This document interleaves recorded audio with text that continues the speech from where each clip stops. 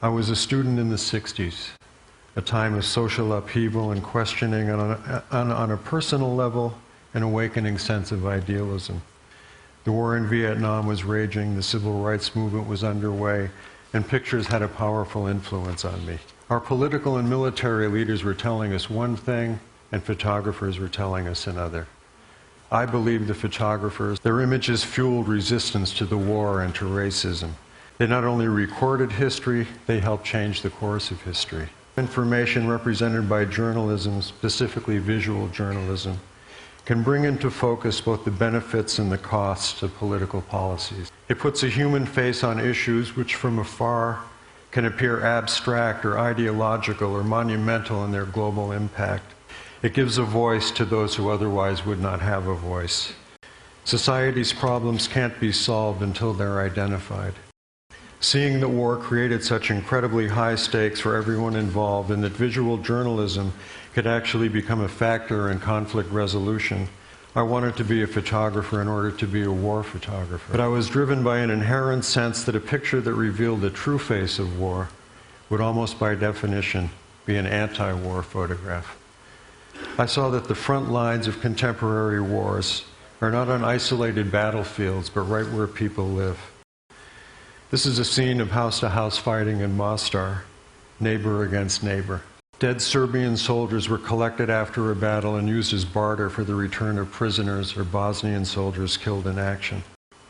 Elsewhere in Africa, there was famine. Starvation was being used as a weapon of mass destruction, primitive but extremely effective. Hundreds of thousands of people were exterminated, slowly and painfully. I also wanted to be powerful and eloquent and to do as much justice as possible to the experience of the people I'm photographing. This man was in an NGO feeding center being helped as much as he could be helped. He literally had nothing. He was a virtual skeleton, yet he could still summon the courage and the will to move. He had not given up, and if he didn't give up, how could anyone in the outside world ever dream of losing hope? I left for Rwanda, and it was like taking the express elevator to hell. This man had just been liberated from a Hutu death camp. He even turned his face toward the light, as if he wanted me to see him better. I think he knew what the scars on his face would say to the rest of the world. The imprint of a man who'd been burned inside his own home. I went to Romania and discovered a kind of gulag of children, where thousands of orphans were being kept in medieval conditions.